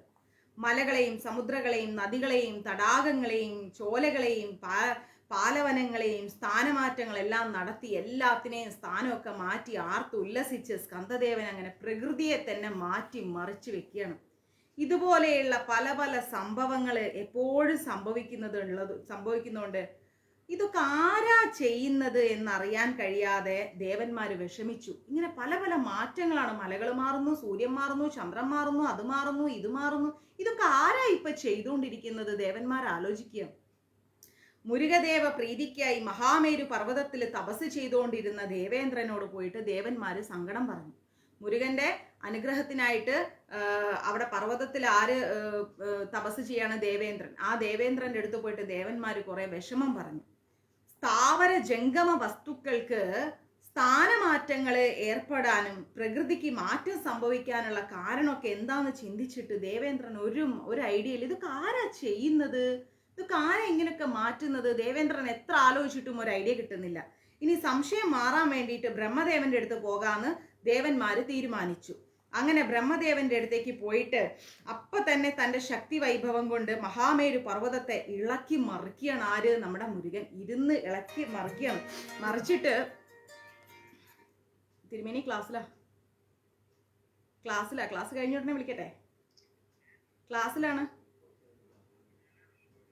ഓ ആയിക്കോട്ടെ ശരി. അങ്ങനെ മുരുകന്റെ ആ ഒരു ശക്തി കൊണ്ട് മഹാമേരു പർവ്വതത്തെ അങ്ങ് ഇളക്കി മറിച്ച് സ്കന്ദദേവൻ എന്ത് ചെയ്തു? ശിഖരങ്ങളെല്ലാം അടർത്തിയെടുത്തിട്ട് പല ഭാഗങ്ങളിലേക്ക് എറിഞ്ഞു കളഞ്ഞു മഹാമേരു പർവ്വതത്തെ. അവിടെയാണ് നമ്മുടെ ദേവേന്ദ്രൻ തപസ് ചെയ്യുന്നത്. ആ അത്ഭുതം കണ്ട ദേവന്മാര് പേടിച്ച് വിറച്ച് നിൽക്കുകയാണ്. ഇത് എന്താ ഇപ്പൊ ഇവിടെ സംഭവിക്കുന്നത്? ഇതുവരെ ഇളകിപ്പോയല്ലോ. ഈ അത്ഭുതമൊക്കെ ചെയ്യുന്നത് ആരാണ്? ദേവന്മാര് കണ്ടത് നിസ്സഹാരായ ഒരു ബാലകനെയാണ്. നിസ്സാരം ഒരു കുഞ്ഞു ബാലനെയാണ് ദേവന്മാര് കാണുന്നത്. നമ്മുടെ മുമ്പിൽ പ്രത്യക്ഷപ്പെട്ട് നിൽക്കുന്ന ആ ബാലൻ സാക്ഷാൽ സ്കന്ദദേവനാണെന്ന് അറിയാൻ ദേവന്മാർക്കും സാധിച്ചില്ല, ദേവേന്ദ്രനും സാധിച്ചില്ല. ഇതൊക്കെ ചെയ്യുന്ന ഈ ബാലൻ ഒരു ചെറിയ കുട്ടി ഇവരെ മുമ്പിൽ പ്രത്യക്ഷപ്പെട്ട് നിൽക്കുകയാണ്. ഇവരാണോ ഇതൊക്കെ ചെയ്യുന്നത്? ദേവേന്ദ്രനും മനസ്സിലാവുന്നില്ല, ദേവന്മാർക്കും മനസ്സിലാവുന്നില്ല. ഈ ഒരു എന്താ പറയാ, മായ എന്ന ബന്ധനം മനുഷ്യർക്ക് മാത്രമല്ല ഉള്ളത്, പിന്നെയോ ദേവന്മാർക്കും ഉണ്ട് മായ എന്നുള്ള ബന്ധനം. ദേവന്മാരും ആ മായയിൽ നിന്ന് മോചിക്കപ്പെട്ടിട്ടില്ല എന്നുള്ളത് തെളിയിക്കുകയാണ് ആര്? മുരുകദേവൻ. ഇതുവരെ നടന്നിരിക്കുന്ന എല്ലാ കാര്യങ്ങൾക്കും കാരണക്കാരൻ ഈ നിൽക്കുന്ന ധിക്കാരിയായ ബാലകൻ തന്നെ. അവനെ നിസ്സാര ബാലകൻ എന്ന് ഭാവിക്കാൻ ദേവന്മാർക്ക് സാധിച്ചില്ല. ദേവന്മാര് പറഞ്ഞു ഇതെല്ലാം ചെയ്തത് ഇവനാണ്, ഈ ചെറിയ കുട്ടിയാണ്. പക്ഷെ ഇവൻ ചെറിയൊരു നിസ്സാരക്കാരനായ ബാലനാണെന്ന് നമ്മൾ പറയാൻ പാടില്ല. വിണ്ണുലകത്തെയും മണ്ണുലകത്തെയും തകിടം മറിച്ചിരിക്കുന്ന ഇവൻ വേഷം മാറിയെത്തിയ അസുരനാണിവൻ. ഇവൻ ബാലകനല്ല, ഇവൻ അസുരനാണിവൻ. ഇപ്രകാരം ഇവൻ താന്തോന്നിത്തരമായി പ്രവർത്തിക്കാൻ നമ്മൾ അനുവദിച്ചു കഴിഞ്ഞാൽ സമസ്ത ലോകങ്ങളെയും തരിപ്പണമാക്കാൻ ഇവൻ മടിക്കൂല. ഇവൻ എല്ലാം നശിപ്പിച്ചു കളയും. ഇവൻ യുദ്ധം ചെയ്ത് പരാജയപ്പെടുത്തി ഇവനെ വധിക്കുക തന്നെ ചെയ്യണം. ദേവന്മാര് പറയാം ഇവനെ വെറുതെ വിടാൻ പാടില്ല, ഇവനെ വധിച്ചു കളയണം, യുദ്ധം ചെയ്ത് ഇവനെ പരാജയപ്പെടുത്തണം എന്ന് പറഞ്ഞു. ശ്രീ കുമാരദേവ ദർശനത്തിനായി തപസ്സനുഷ്ഠിക്കുന്ന ദേവേന്ദ്രൻ സ്കന്ദദേവൻ തന്റെ മുമ്പിൽ പ്രത്യക്ഷപ്പെട്ട് ദർശനം അരുളിയിട്ടും ദേവേന്ദ്രന് സ്കന്ദനെ തിരിച്ചറിയാൻ പറ്റിയില്ല. സ്കന്ദനോട് യുദ്ധം ചെയ്യാൻ നിൽക്കുകയാണ് ദേവേന്ദ്രൻ. യുദ്ധത്തിന് റെഡിയായി നിൽക്കുകയാണ്. മനുഷ്യനും ഇപ്രകാരം തന്നെയാണ്. അവന്റെ ഭക്തിയെ പരീക്ഷിക്കുന്നതിന് ഈശ്വരൻ ചില പരീക്ഷണങ്ങൾ നടത്തുമ്പോൾ അവൻ മറ്റുള്ളവരെ പഴിക്കുകയും ദൈവത്തെ കുറ്റപ്പെടുത്തുകയും ചെയ്യുന്നു. അഗ്നികുണ്ഡത്തെ സമീപിക്കുന്ന ഇയാമ്പാറ്റകളെ പോലെ ദേവന്മാർ എന്ത് ചെയ്തു? ഒരു അഗ്നികുണ്ഡത്തിന്റെ അടുത്ത് ഇയാമ്പാറ്റകൾ പോലെ എന്താ ചെയ്യുക? ആ ഇയാമ്പാറ്റയുടെ ചിറകെല്ലാം പോയി അവരതിൽ വീണ് മരിക്കും. അതേപോലെ ദേവന്മാരും ദേവേന്ദ്രനും മുരുകനെ അങ്ങ് വളഞ്ഞു. ഐരാവത രൂഢനായിരിക്കുന്ന ദേവേന്ദ്രൻ എന്താ ചെയ്തത്? കുലിശം, ഗഡ്ഗം, ഗദ, വില്ല് ഇങ്ങനെയുള്ള ആയുധങ്ങളും ഏന്തിയിട്ട് സ്കന്ദദേവനുമായിട്ട് യുദ്ധം തുടങ്ങി. ദേവന്മാർക്ക് വേണ്ടിയിട്ട് അസുരന്മാരുമായി യുദ്ധം ചെയ്യുന്നതിന് അവതരിച്ച ആളാണ് ആര്? മുരുകൻ എന്ന് പറയുന്നത് ശ്രീ കുമാരദേവൻ. ദേവന്മാരുമായിട്ട് തന്നെയാണ് ഇപ്പൊ കുമാരൻ യുദ്ധം ചെയ്യുന്നത്. അത്ഭുത സംഭവത്തെ ശ്രീ കുമാരലീലകൾ എന്നല്ലാതെ എന്താ പറയാൻ പറ്റുക? ദേവന്മാരെ രക്ഷിക്കാൻ വേണ്ടിയിട്ടാണ് കുമാരൻ അവതരിച്ചത്, അസുരന്മാരോട് യുദ്ധം ചെയ്യാൻ. എന്നിട്ട് ഇപ്പൊ ഇവിടെ എന്താ സംഭവിക്കുന്നത്? കുമാരൻ അസുരന്മാരുമായിട്ടല്ല യുദ്ധം ചെയ്യുന്നത്, പിന്നെയോ ദേവന്മാരായിട്ട് തന്നെയാണ് യുദ്ധം ചെയ്തുകൊണ്ടിരിക്കുന്നത്. ഇത് ഭഗവാന്റെ കുമാരലീല എന്ന് വേണം പറയാൻ. കുമാരദേവന് നേരെ ദേവേന്ദ്രൻ ഉപയോഗിച്ച എല്ലാ അസ്ത്രങ്ങളും ഭഗവാന്റെ പാദങ്ങളിൽ അർപ്പിക്കപ്പെട്ട പുഷ്പങ്ങളെ പോലെ മാറിക്കൊണ്ടിരിക്കുകയാണ്. എത്ര അസ്ത്രങ്ങൾ ഇട്ടാൽ അത് ഭഗവാന്റെ പാദത്തിലെ പുഷ്പങ്ങളായി മാറി. അത് കണ്ട് ദേഷ്യം വന്നു ദേവേന്ദ്രന്. വജ്രായുധം എടുത്തിട്ട് നേരെ മുരുകന്റെ നേരെ ചെന്നു. വൈരത്തെ പോലെ ദൃഢഗാത്രനായിരിക്കുന്ന ശ്രീ സ്കന്ദദേവനിൽ തട്ടിയ ആ വജ്രായുധം മണൽത്തരികളെ പോലെ ചിന്നിച്ചിതറിപ്പോയി. ഇന്ദ്രാവഹനായിരിക്കുന്ന ഐരാവതം ദിക്ക് പൊട്ടും മാറ് ചിഹ്നം വിളിച്ചുകൊണ്ട് കുമാരദേവന്റെ നേരെ പാഞ്ഞെടുത്ത്. ഐരാവതം അങ്ങ് ശബ്ദം ഉണ്ടാക്കിക്കൊണ്ട് ചിഹ്നം വിളിച്ചുകൊണ്ട് കുമാരന്റെ നേരെ പോവാണ്. കണ്ട മാത്രയിൽ തന്നെ ആയുധധാരിയായിരിക്കുന്ന അറമുകൻ എന്ത് ചെയ്ത് വില്ലെടുത്ത് അങ്ങോട്ട് കുലച്ച് പിടഞ്ഞുകൊണ്ട് വട്ടം കറങ്ങി നിലം പതിച്ച് മരണപ്പെട്ട്.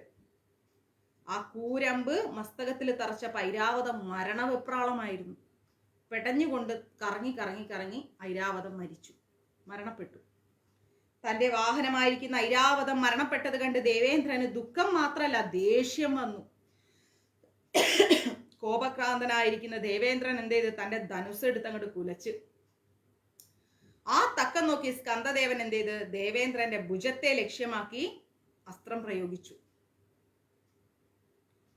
സ്കന്ദന്റെ അസ്ത്രമേറ്റ ദേവേന്ദ്രന് ശക്തിയെല്ലാം പോയി. എങ്കിലും വേറെ ഒരു ആയുധം എടുത്തിട്ട് ഇന്ദ്രൻ സ്കന്ദന്റെ നേരെ പ്രയോഗിച്ചു. ദേവേന്ദ്രൻ പ്രയോഗിച്ച ആ ആയുധം ഒരു പുൽക്കൊടിയേക്കാൾ നിസാരമായിട്ട് സ്കന്ദദേവന്റെ പാദങ്ങളിൽ പോയി പതിച്ചു. ഇന്ദ്രൻ നിലം പതിച്ചു. അവശനായി തളർന്ന് ഇന്ദ്രൻ വീണു. അടുത്തതായിട്ട് യുദ്ധക്കളത്തിലെത്തിയത് വരുണദേവനാണ്. ആ വരുണദേവന്റെ നേരെ ശക്തിയേറിയ 4 അമ്പുകൾ എടുത്തിട്ട് കുമാരദേവൻ പ്രയോഗിച്ചു. വരുണദേവനും തോറ്റു നിലംപതിച്ചു. ശൂലവും ഗതയായിട്ട് നേരെ വന്ന യമധർമ്മരാജൻ, ആ യമധർമ്മരാജന്റെ നേരെ കുമാരദേവൻ 5 ബാണങ്ങൾ ഒരുമിച്ച് അങ്ങോട്ട് വിട്ടു. സ്കന്ദന്റെ അസ്ത്രങ്ങൾ വന്നപ്പോൾ യമധർമ്മരാജാവ് യുദ്ധക്കളത്തിൽ തന്നെ മരിച്ചുപോയി. കാലാഗ്നി രുദ്രനെ പോലെ അറമുഖദേവൻ യുദ്ധം കളത്തിൽ നിന്ന് ഒറ്റയ്ക്ക് യുദ്ധം ചെയ്യാണ്. ഇത്ര ദേവന്മാരുടെ കൂടെ നിന്ന് ഒറ്റയ്ക്ക് യുദ്ധം ചെയ്യാണ് അറമുഖൻ. ബാലകന്റെ അത്ഭുതമായിരിക്കുന്ന ശക്തിയും യുദ്ധപാഠവും കണ്ട് പേടിച്ച ദേവന്മാര് ഓടി ഒളിച്ച് ജീവനും കൊണ്ട്. ഇവരൊക്കെ വീണ് കഴിഞ്ഞപ്പോൾ മറ്റു ദേവന്മാരെല്ലാം ഓടാൻ തുടങ്ങി. സംഭവങ്ങളെല്ലാം കണ്ട് ഇതെല്ലാം കണ്ട് ആകാശത്തിൽ നിന്ന നാരദ മഹർഷി, അത് പിന്നെ എവിടെ ഉണ്ടാവുമല്ലോ, നാരദ മഹർഷി പേടിച്ച് വ്യാഴമണ്ഡലത്തിൽ ചെന്നിട്ട് വ്യാഴ ഭഗവാനോട് കാര്യം പറഞ്ഞു. ഇതെല്ലാം കണ്ട് നാരദ നിൽക്കുക. ഓഹോ, ഇവിടെ ഇങ്ങനെല്ലാം നടക്കുന്നുണ്ടല്ലേ. നാരദന് പേടിയായി. ഓടി വ്യാഴമണ്ഡലത്തിലെത്തി വ്യാഴ ഭഗവാനോട് കാര്യം പറഞ്ഞു. സംഭവം അറിഞ്ഞ ദേവഗുരു എന്താ ചെയ്തത്? പേടിച്ചിട്ട് മഹാമേരു പർവ്വതത്തിലേക്ക് വന്നു. ഇവിടെയാണല്ലോ യുദ്ധം നടക്കുന്നത്. മഹാമേരു ശൃംഗത്തില് മരിച്ചു കിടക്കുന്ന ദേവേന്ദ്രനെയും ദേവന്മാരെയൊക്കെ വ്യാഴ ഭഗവാൻ വിഷമത്തോടു കൂടി നോക്കി നിന്നു. ഈ ദുരന്ത നാടകത്തിന് കാരണക്കാരൻ സർവശക്തനായിരിക്കുന്ന സ്കന്ദദേവനാണെന്ന് തിരിച്ചറിഞ്ഞു ദേവഗുരു. മുരുകപാദങ്ങളിൽ അഭയം പ്രാപിച്ച് സങ്കടം പറഞ്ഞു. ദേവഗുരു പറഞ്ഞു, സ്കന്ദദേവ, ശൂരപത്മാസുരൻ, താരകാസുരൻ, സിംഹമുഖാസുരൻ മുതലായവരുടെ ആക്രമണങ്ങളാൽ ഇന്ദ്രാദി ദേവന്മാർ ഒരുപാട് വേദനിക്കുകയാണ്. ദേവലോകം നഷ്ടപ്പെട്ട ദേവേന്ദ്രൻ ഈ മഹാമേരു പർവ്വതത്തിൽ അഭയം പ്രാപിച്ചിരിക്കുകയാണ്. അവിടുത്തെ കൃപ കൊണ്ട് അസുരന്മാരെ നിഗ്രഹിക്കാമെന്ന ധൈര്യത്താലാണ് ഇന്ദ്രൻ ഒരുപാട് നാളായി ഇവിടെ തപസ്സനുഷ്ഠിക്കുന്നത്. ശരവണ പൊയ്കയിൽ അവതാര മഹിമ ദർശിച്ച ഇന്ദ്രൻ തങ്ങളുടെ ദുഃഖമെല്ലാം അവസാനിച്ചെന്ന് വിശ്വസിച്ചിരിക്കുകയായിരുന്നു. അവിടുത്തെ ചേവടികളെ സേവിക്കുന്ന ഇന്ദ്രൻ ലീലാവിനോദങ്ങൾ എന്തെന്നറിയാതെ അപരാധം ചെയ്തു പോയതാണ്. പരബ്രഹ്മ സ്വരൂപനായിരിക്കുന്ന അവിടുത്തെ തിരിച്ചറിയാൻ കഴിയാതെ യുദ്ധം ചെയ്ത ഇന്ദ്രാദി ദേവന്മാരെല്ലാം മരണപ്പെട്ടിരിക്കുകയാണ്. തെറ്റു ചെയ്യുന്ന പുത്രന്മാരെ മാതാപിതാക്കന്മാർ ശിക്ഷിക്കുന്നത് ഉചിതമാണെങ്കിലും വധിക്കുന്നത് ധർമ്മമല്ല ദേവ. അവരെ നമുക്ക് തിരുത്താം, വധിക്കാൻ പാടില്ല. കുമാരദേവ, കനിഞ്ഞരുളി ഇന്ദ്രാദി ദേവന്മാരെ കാത്തരുളി തെറ്റുകൾ ചെയ്ത ദേവന്മാരോട് പൊറുക്കണേ എന്ന് പറഞ്ഞു. ദേവഗുരുവിന്റെ പ്രാർത്ഥന കേട്ട സ്കന്ദദേവൻ സന്തോഷത്തോടുകൂടി ചിരിച്ചു. ഇന്ദ്രാദി ദേവന്മാർ അവരവരുടെ വാഹനങ്ങളോടും ആയുധങ്ങളോടും കൂടി പുനർജീവിക്കട്ടെ എന്ന് നമ്മുടെ സ്കന്ദദേവൻ പറഞ്ഞു. അവരെല്ലാവരും അവരുടെ വാഹനങ്ങളോടുകൂടി പുനർജീവിക്കട്ടെ എന്ന് പറഞ്ഞു. പുനർജന്മം സിദ്ധിച്ച ദേവന്മാര് ബോധവാന്മാരായി. അവർക്ക് പുനർജന്മം കിട്ടി, ബോധമെല്ലാം തെളിഞ്ഞു. സ്കന്ദദേവ തൃപ്പാദങ്ങളിൽ അവർ സാഷ്ടാംഗം പ്രണാമം ചെയ്തു. ആപത് ബാന്ധവനായിരിക്കുന്ന ശ്രീ കുമാരദേവനെ അവര് മനസ്സുരുകി പ്രാർത്ഥിച്ചു. ആപത്തിൽ രക്ഷിക്കാൻ വരുന്ന കുമാരദേവനെ അവര് മനസ്സുരുകി പ്രാർത്ഥിച്ചു. സ്കന്ദദേവ രക്ഷിച്ചരുളിയാലും ഉമാമഹേശ്വരപുത്ര കനിഞ്ഞരുളിയാലും ഒരാറുമുഖവും ഈരാറു കരങ്ങളുമുള്ള ഷൺമുഖദേവ രക്ഷിച്ചരുളിയാലും ശംഭുനന്ദന ഗംഗേയ കാർത്തികേയ കുമാര ജ്യോതിസേ പരമ്പൊരുളെ പരമാത്മനെ ശരവണവനെ ഗുരുമൂർത്തെ രക്ഷിച്ചരുളിയാലും ദേവേന്ദ്രാദിദേവന്മാർ ശ്രീ മുരുകനെ ഇങ്ങനെ സ്തുതിക്കുകയാണ്. പല പല പല പല പല വാക്കുകൾ കൊണ്ട്, നാമങ്ങൾ കൊണ്ട് ഭയഭക്തി പുരസ്സരത്തോടുകൂടി അവർ പ്രാർത്ഥിച്ചു നിൽക്കുകയാണ്. ദക്ഷയാഗത്തിൽ പങ്കുചേർന്നിട്ട് പാപികളായി തീർന്ന ഞങ്ങൾ അവിടുത്തെ മായ എന്തെന്നറിയാതെ അങ്ങയോട് യുദ്ധം ചെയ്ത് ഒരുപാട് തെറ്റ് ചെയ്ത് മഹാപാപികളായിരിക്കുകയാണ്. ഈ ദേവന്മാര് പറയാ, ചെയ്തു പോയ തെറ്റുകൾക്ക് മാപ്പ് ചോദിക്കുകയാണ്. അടിയങ്ങളോട് കൃപ തോന്നി പുറത്തരുളണേ ദേവദേവാ. ചെയ്തു പോയ തെറ്റുകുറ്റങ്ങൾക്കെല്ലാം മാപ്പ് ചോദിച്ച് പശ്ചാത്തപിക്കുന്ന ദേവന്മാരോട് സ്കന്ദദേവന് ഭയങ്കര ദയ തോന്നി. അവര് തെറ്റ് ചെയ്തിട്ട് മാപ്പ് ചോദിക്കല്ലേ എന്ന് ചോദിച്ച് ദയ തോന്നി. അവരുടെ തെറ്റുകളെല്ലാം പുറത്ത് കരുണാർദ്ര ചിത്തനായിരിക്കുന്ന സ്കന്ദദേവൻ ദേവന്മാരെ കടാക്ഷിച്ചരുളി. എല്ലാ അനുഗ്രഹവും കൊടുത്തു ഭഗവാൻ. സ്കന്ദൻ പറഞ്ഞു, നമ്മെ ബാലകനെന്ന് കരുതി നിങ്ങൾ യുദ്ധത്തിനൊരുമ്പെട്ടു അല്ലേ? നമ്മുടെ ശക്തിയും ധൈര്യവും ഇതിലും ഉപരിയായി നിങ്ങൾ ദർശിക്കുന്നതിനുള്ള അവസരം അടുത്തിരിക്കുകയാണ്. മുരുകന്റെ ആ ഒരു അരുൾ നിറഞ്ഞ വാക്ക് കേട്ടതിന്റെ അർത്ഥം എന്താണെന്ന് മനസ്സിലാക്കാൻ ദേവന്മാർക്ക് കഴിഞ്ഞില്ല. പല കോടി അസുരന്മാരെ കൊല്ലാനുള്ള ശക്തിയും ധൈര്യവും തനിക്കുണ്ടെന്ന് വിശ്വാസമായിരിക്കാം സ്കന്ദദേവൻ പ്രകടിപ്പിച്ചിരിക്കുന്നത് അല്ലെ? ദേവന്മാർ പല വിധത്തിലും ചിന്തിക്കണം, എന്താ മുരുകൻ പറഞ്ഞത്? ഇനിയും എന്റെ ശക്തി കാണാൻ പറ്റുമെന്നോ? എന്താ ഉദ്ദേശിച്ചത്? അത്ര പോലും ദേവന്മാർക്ക് മനസ്സിലായില്ല. അത്രയും നേരം അത്ഭുതങ്ങൾ മാത്രം പ്രദർശിപ്പിച്ചു കൊണ്ടിരുന്ന ശ്രീ സ്കന്ദദേവൻ ദേവന്മാരുടെയും ഇന്ദ്രന്റെയും മുൻപിൽ മഹാ അത്ഭുതം കാണിച്ചു. ശ്രീ മുരുകദേവൻ അങ്ങ് വിശ്വരൂപം പ്രാപിച്ചു. വിശ്വം മുഴുവനും നിറഞ്ഞു നിൽക്കുന്ന ശ്രീ സ്കന്ദദേവൻ 16 ലോകങ്ങളും 8 മലകളും 7 സമുദ്രങ്ങളും ചക്രവാളഗിരിയും സകല അണ്ഡങ്ങളും ബ്രഹ്മദേവൻ വിഷ്ണുദേവൻ ശ്രീ പരമേശ്വരൻ മുതലായ ത്രിമൂർത്തികളും അടങ്ങിയ വിശ്വരൂപം അങ്ങ് കാണിച്ചു കൊടുത്തു. സ്കന്ദദേവൻ വിശ്വരൂപം ദർശനം കൊടുത്തപ്പം പാതാള ലോകങ്ങളിലെയും ഈശ്വര ചേവടികൾക്കടിയിൽ അമർന്നിരുന്നു. എല്ലാം ഭഗവാന്റെ പാദങ്ങൾക്കടിയിൽ. സപ്തദ്വീപുകൾ ദേവന്റെ കണങ്കാലിൽ കാണപ്പെട്ടു. 7 സാഗരങ്ങൾ സ്കന്ദദേവൻ ധരിച്ചിരുന്ന വസ്ത്രങ്ങളിൽ കാണപ്പെട്ടു. ദിക്കുകളെല്ലാം ഭുജങ്ങളിൽ കാണപ്പെട്ടു, ഭഗവാന്റെ കൈകളിൽ കാണപ്പെട്ടു. ആകാശം നാഭിയിൽ സ്ഥിതി ചെയ്തിരുന്നു. സ്വർഗലോകം മുരുകദേവന്റെ ചെന്നിയിൽ പ്രത്യക്ഷമായിരുന്നു. സൂര്യൻ, ചന്ദ്രൻ, അഗ്നി ഇതെല്ലാം ഈശ്വരന്റെ ആ ഒരു സുന്ദരമായ നയനങ്ങളിൽ ഉണ്ടായിരുന്നു. ഭഗവാന്റെ കണ്ണുകളിൽ ഭയങ്കര മായയായിരുന്നു, ഭയങ്കര ഭംഗിയായിരുന്നു ഭഗവാന്റെ കണ്ണുകൾ കാണാൻ. ഒരുപാട് കഥകൾ പറയുന്നത് പോലെ ഈ പറയുന്ന എല്ലാം സ്വർഗലോകം, സൂര്യൻ, ചന്ദ്രൻ, അഗ്നി എല്ലാം ഭഗവാന്റെ കണ്ണുകളിൽ ഉണ്ടായിരുന്നു. മേഘങ്ങൾ ഭഗവാന്റെ കൂന്തലിൽ തലമുടി ഇങ്ങനെ മേഘങ്ങളായി നിൽക്കുകയാണ്. നക്ഷത്രങ്ങൾ ഇങ്ങനെ കാർകൂന്തലിനെ അലങ്കരിക്കുന്ന പുഷ്പങ്ങളായി ഇങ്ങനെ വിളങ്ങി നിൽക്കുകയാണ്. പരമ്പൊരുളായി വിളങ്ങുന്ന ശ്രീ പരമേശ്വരന്റെ ആത്മാവിങ്കിലും ശിവശക്തിയായി വിളങ്ങുന്ന ഗൗരീദേവി ബുദ്ധിയിലും വിഷ്ണു ഇടതുഭാഗത്തും ബ്രഹ്മദേവൻ വലതുഭാഗത്തും കാണപ്പെട്ടു.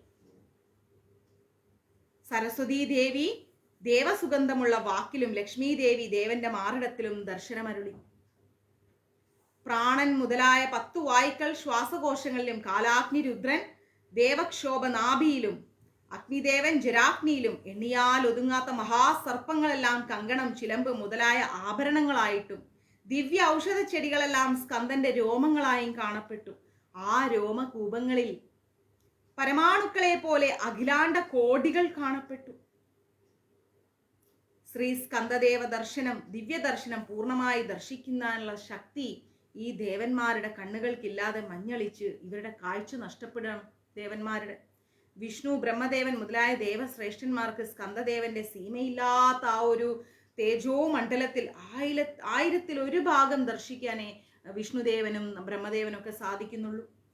ദേവവാക്യ സ്തോത്രങ്ങളാൽ സ്കന്ദദേവനെ സ്തുതിച്ച ദേവന്മാർ പൂർണ്ണ വിശ്വരൂപം ദർശിക്കുന്നതിന് ഭാഗ്യം നൽകണേ എന്ന് ഭഗവാനോട് പ്രാർത്ഥിച്ചിരുന്നു. കരുണാമയനായിരിക്കുന്ന സ്കന്ദദേവൻ ദേവന്മാർക്ക് ദിവ്യ ചക്ഷുസുകൾ നൽകിയിട്ട് ദിവ്യ ചക്ഷുസുകളോട് കാണാൻ സാധിച്ചു. കലിയുഗത്തിന്റെ ആരംഭത്തിൽ ഭാരത യുദ്ധകാലത്ത് അർജുനന് വിശ്വരൂപ ദർശനം അരുളിയ കൃഷ്ണൻ വിശ്വരൂപം ദർശിക്കുന്നതിന് പാർത്ഥന് ദിവ്യ ചക്ഷുസം നൽകിയിട്ടുണ്ടായിരുന്നു. നമ്മൾ പഠിച്ചിട്ടില്ലേ ഗീതയിൽ? ദിവ്യ ചക്ഷുസ് നൽകിയിട്ടാണ് കണ്ണൻ ആർക്ക് ദർശനം നൽകിയത്? അർജുനന് ദർശനം നൽകിയത്. അനന്തകോടി ആദിത്യന്മാർ ഒന്ന് ചേർന്ന് ദിവ്യ പ്രഭ ചൊരിയുന്നത് പോലെയുള്ള സ്കന്ദദേവന്റെ വിശ്വരൂപ ദർശനം പാദാതികേശം ദർശിച്ച ദേവന്മാരെന്ത് ചെയ്തു? ഭക്തിരസ ലഹരിയിൽ പരമാനന്ദമാടി ഭഗവാന്റെ ആ ദിവ്യരൂപം കണ്ടിട്ട്. ദേവേന്ദ്രൻ പറഞ്ഞു, ദേവദേവ, സർവലോകങ്ങളിലും ആ ലോകങ്ങളിലെ എല്ലാം സ്ഥിതി ചെയ്യുന്ന ദേവന്മാരും ചരാചരങ്ങളും ബ്രഹ്മവിഷ്ണു മഹേശ്വരന്മാരും അവിടുത്തെ തിരുമേനിയിൽ സ്ഥിതി ചെയ്യുന്നതായി ദർശിച്ച് പ്രപഞ്ചമെങ്ങും നിറഞ്ഞു നിൽക്കുന്നത് അവിടുത്തെ പൂമേനിയാണെന്നുള്ള സത്യം വിശ്വരൂപ ദർശനത്തിൽ കൂടി അടിയങ്ങൾ തിരിച്ചറിഞ്ഞു ദേവ. അവിടുത്തെ അനുഗ്രഹത്താൽ വിശ്വരൂപ ദർശന സിദ്ധി ലഭിച്ച അടിയങ്ങൾ പരമകാരുണ്യവാന്മാരായി. കരുണാവാരിതേ, അടിയനും മറ്റുള്ള ദേവന്മാരും ചേവടികളെ സേവിക്കുന്നതിനായിട്ട് അവിടുന്ന് ലോകനാഥനായിട്ട് കരുണയോടുകൂടി വാഴുന്നതിന് അനുഗ്രഹം നൽകി ഞങ്ങളോട് കാരുണ്യം കാണിക്കണേ എന്ന് പ്രാർത്ഥിച്ചു. തന്നെ സ്തുതിക്കുന്നവർക്ക് ഇഹപര സുഖം നൽകുന്ന ലോകനാഥനാണ് സ്കന്ദൻ. ആരാണോ സ്കന്ദനെ ആരാധിക്കുന്നത് ഇഹലോകത്തെയും പരലോകത്തെയും സുഖം സ്കന്ദൻ നൽകും. സ്കന്ദദേവന് തന്റെ ഇന്ദ്രലോകം നൽകാമെന്ന് ഇന്ദ്രൻ പറഞ്ഞു. അഗ്നിദേവന് വിളക്ക് നൽകാമെന്ന് ഒരു ഭാമരൻ പറഞ്ഞതുപോലെയായിപ്പോയി. സ്കന്ദന് ഇന്ദ്രലോകം നൽകാന്നാണ് ഇന്ദ്രൻ പറഞ്ഞത്. അതായത് അഗ്നിദേവൻ ഒരു വിളക്ക് നൽകാന്ന് പറഞ്ഞാൽ എങ്ങനെ ഇരിക്കും? അഗ്നിയാണ് വിളക്ക് അല്ലെ? അഗ്നിദേവന് കൊണ്ടേ വിളക്ക് കൊടുത്തിട്ട് കാര്യമുണ്ട്? സമുദ്രത്തിലേക്ക് വെള്ളമടിക്കുന്ന പോലെ ആയിപ്പോയില്ലേ അത്? സ്കന്ദൻ പറഞ്ഞു, ഇന്ദ്ര, നീ നമുക്ക് ദാനം നൽകാമെന്ന് പറഞ്ഞ ദേവലോകം നിനക്ക് തന്നെ നാം ദാനം തന്നിരിക്കുന്നു. നിങ്ങൾ സേനകളാകുമെങ്കിൽ നാം ദേവസേനാ നായകനായി അസുര നിഗ്രഹം നടത്തുന്നതാണ് ഇന്ദ്ര എന്ന് പറഞ്ഞു. ശ്രീ സ്കന്ദദേവന്റെ വാക്ക് കേട്ട ദേവന്മാരിൽ ആത്മവിശ്വാസമുണ്ടായി. ഇന്ദ്രൻ സ്കന്ദദേവനോട് സങ്കടത്തോടെ പറഞ്ഞു, സ്കന്ദദേവ, പ്രപഞ്ചത്തിലെ മലകളും സമുദ്രങ്ങളും ലോകങ്ങളും ജീവരാശികളും അവിടുത്തെ വിനോദങ്ങളാൽ സ്ഥാനം മാറി നിൽക്കുകയാണ്. അവ പൂർവ്വനിലയെ പ്രാപിക്കുന്നതിന് അനുഗ്രഹം നൽകിയാലും ദേവദേവ. കാരണം സ്കന്ദദേവൻ ഇതെല്ലാം മാറ്റിമറിച്ച് വെച്ചിരിക്കല്ലേ. സൂര്യനെ ചന്ദ്രലോകത്തും ചന്ദ്രനെ സൂര്യലോകത്തും, പിന്നെ അഷ്ടനാഗങ്ങളെ കൊണ്ടുവന്ന് അവിടെ വെച്ചിരിക്കുന്നു, ആനയെ കൊണ്ട് ഇവിടെ വെച്ചിരിക്കുന്നു, ഗംഗാദേവിയെ സ്റ്റോപ്പ് ചെയ്തിരിക്കുന്നു. ഇതൊക്കെ മാറ്റിത്തരാൻ പറഞ്ഞു ഇന്ദ്രദേവൻ. സ്ഥാനം മാറ്റപ്പെട്ടവയെല്ലാം പൂർവ്വസ്ഥിതിയിലേക്ക് വരട്ടെ എന്ന് സ്കന്ദദേവൻ പറഞ്ഞു. മുരുകന്റെ വാക്ക് കേട്ട ആ ക്ഷണം തന്നെ എല്ലാം പഴയ പോലെയായി. ദേവന്മാരും സന്തോഷമായി. ത്രിമൂർത്തികൾക്കും ആരാധ്യനായിരിക്കുന്ന സ്കന്ദദേവ പാതാരവിന്ദങ്ങളെ പൂജിച്ച് സംതൃപ്തരാകുന്നതിന് എഴുന്നള്ളിയിരുന്ന് അനുഗ്രഹിക്കുന്നതിന് തിരുവുള്ളമുണ്ടാകണമെന്ന് ദേവേന്ദ്രനും ദേവന്മാരും സ്കന്ദദേവനോട് പറഞ്ഞു. അദ്ദേഹത്തിന്റെ പാദങ്ങളിൽ പൂജ ചെയ്യാനുള്ള അനുഗ്രഹം വാങ്ങിക്കുകയാണ്. കരുണാമയനായ സ്കന്ദദേവൻ എന്ത് ചെയ്തു? ഇന്ദ്രാദി ദേവന്മാരുടെ അപേക്ഷയ്ക്ക് സമ്മതം നൽകി. സന്തുഷ്ടരായ ദേവേന്ദ്രനും ദേവാദിദേവന്മാരും സ്കന്ദദേവൻ എഴുന്നള്ളി വസിക്കുന്നതിന് കൈലാസാദ്രി സദൃശമായ ഒരു പുണ്യമലയെ പ്രാപിച്ചു. സ്കന്ദദേവനെ ഇരുത്തി പൂജ ചെയ്യാൻ വേണ്ടിയിട്ട് ദേവാദിദേവന്മാരും ഇന്ദ്രദേവനും കൂടെ നേരെ പോയി ഒരു പുണ്യമലയുടെ അടുത്ത് ചെന്നു. ആ പുണ്യമലയില് നവമണികളാൽ അലങ്കരിക്കപ്പെട്ട സുവർണ ദേവക്ഷേത്രമൊന്ന് നമ്മുടെ ദേവശില്പി ഉണ്ടാക്കി കൊടുത്തു. നല്ലൊരു ക്ഷേത്രം നിർമ്മിച്ചു. സുഗന്ധ പുഷ്പ ചന്ദനാദികളാലും ദീപധൂപ നൈവേദ്യങ്ങളാലും ദേവന്മാരെന്ത് ചെയ്ത് ഗർഭഗൃഹത്തിൽ ആരാധിച്ച് ശ്രീ സ്കന്ദദേവനെ അവിടെ പ്രതിഷ്ഠിച്ച് സുരഗംഗാജലത്താൽ ദേവപാദങ്ങൾ അഭിഷേകം ചെയ്ത് നിർമ്മല പുഷ്പങ്ങളെല്ലാം ആ പാദങ്ങളിൽ അർപ്പിച്ച് അവിടുന്ന് അടിയങ്ങളുടെ സേനാനായകനായി ഭവിക്കണേ എന്ന് അരുളി ചെയ്ത് പ്രാർത്ഥന തുടങ്ങി. മംഗളവാദ്യങ്ങളാലും ദേവമന്ത്രധ്വനികളാലും വേദങ്ങളാലും ആ പുണ്യവേളയിൽ ദേവസേനാ നായകനായി ശ്രീ സ്കന്ദദേവൻ മകുടാഭിഷേകം നടത്തി ദേവേന്ദ്രാദി ദേവന്മാർ ആത്മസംതൃപ്തി പ്രാപിച്ചു. ആ ക്ഷേത്രത്തിൽ വെച്ചിട്ടാണ് ദേവസേന നായകനായി മാറുന്നത്. ദേവന്മാരുടെ സേനാനായകനായി ഭഗവാൻ മാറുകയാണ്. ദേവസേനാപതിയായി പദവി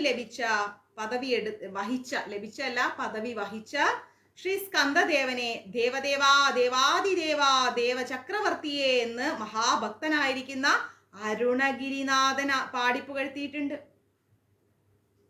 സ്കന്ദദേവൻ എഴുന്നള്ളിയിരുന്നത് ദേവന്മാരാൽ പൂജിക്കപ്പെട്ട സ്ഥലത്തെ സ്കന്ദവേർപ്പ് അല്ലെങ്കിൽ സ്കന്ദസ്ഥലം എന്ന് പറയുന്നു. ദേവന്മാര് കൊണ്ടുവന്ന് സ്കന്ദദേവനെ ഇരുത്തി പൂജ ചെയ്ത സ്ഥലമാണ് സ്കന്ദസ്ഥലം അല്ലെങ്കിൽ സ്കന്ദവേർപ്പ് എന്ന് പറയുന്നത്. ദേവപൂജ സ്വീകരിച്ച സ്കന്ദദേവൻ കൈലാസാദ്രിയിലേക്ക് പോയി. സംതൃപ്തരായിരിക്കുന്ന ദേവാദിദേവന്മാർ എന്ത് ചെയ്തു? സ്വന്തം സ്ഥലങ്ങളിലേക്കും പോയി. അങ്ങനെ നമ്മുടെ ഭഗവാന്റെ ലീലകളുടെ ക്ലാസ് കഴിഞ്ഞു. ഇനി അടുത്തത് നാളെ രാവിലെ എടുക്കാം. നാരദയാഗവും അജാവതാരവും അത് നാളെ രാവിലെ എടുക്കാം. നാളെ രാവിലെ ക്ലാസ് ഉണ്ട്. ഞാൻ എപ്പോഴും ക്ലാസ് ഉണ്ടെന്ന് പറയും, പക്ഷെ എടുക്കാറില്ല. പക്ഷെ നാളെ രാവിലെ ക്ലാസ് ഉണ്ട്. എന്താന്ന് ഓർത്ത് കഴിഞ്ഞാൽ കുറച്ച് ക്ലാസ് കഴിഞ്ഞിട്ട് വേണം എനിക്ക് രാവിലെ പൂജ ചെയ്യാൻ. ഓക്കെ, അപ്പോൾ ഇപ്പോൾ 10 മണിയാവാറായില്ലേ. നാളെ രാവിലെ ഇനി ക്ലാസ് ഉണ്ട്. നമ്മൾ ഈ ഒരാഴ്ച ക്ലാസ് എടുത്തില്ലല്ലോ, കുറച്ച് ചാപ്റ്റേഴ്സ് ഒന്ന് തീർക്കണം അതിന് വേണ്ടിയിട്ട്. അപ്പോൾ രാവിലെ ക്ലാസ്സിൽ വരാൻ സാധിക്കാത്തവർ ആരെങ്കിലും ഉണ്ടെങ്കിൽ വിഷമിക്കേണ്ട, പിന്നീട് ആ ക്ലാസ് കാണുക. ഓക്കെ, हरे कृष्णा. सर्वम कृष्णार्पणमस्तु. प्रभुपाद की जय, गुरु महाराज की जय, राधा पवन पुरेशन की जय. ओम श्री मात्रे नमः. हर हर महादेव. എല്ലാവരും സന്തോഷമായിരിക്കുക, സമാധാനമായിരിക്കുക. ഓക്കെ, എന്തുണ്ടെങ്കിലും മഞ്ജരീസിലേക്ക് ഒന്ന് മെസ്സേജ് ഇട്ടോളൂ. ഞാൻ 1-2 പേഴ്സണൽ കോൾസ് ചെയ്യാനുണ്ട്. അത് കഴിഞ്ഞിട്ട് മഞ്ജരീസിൻ്റെ മെസ്സേജ് നോക്കാം. ഓക്കെ, ഹരേ കൃഷ്ണ.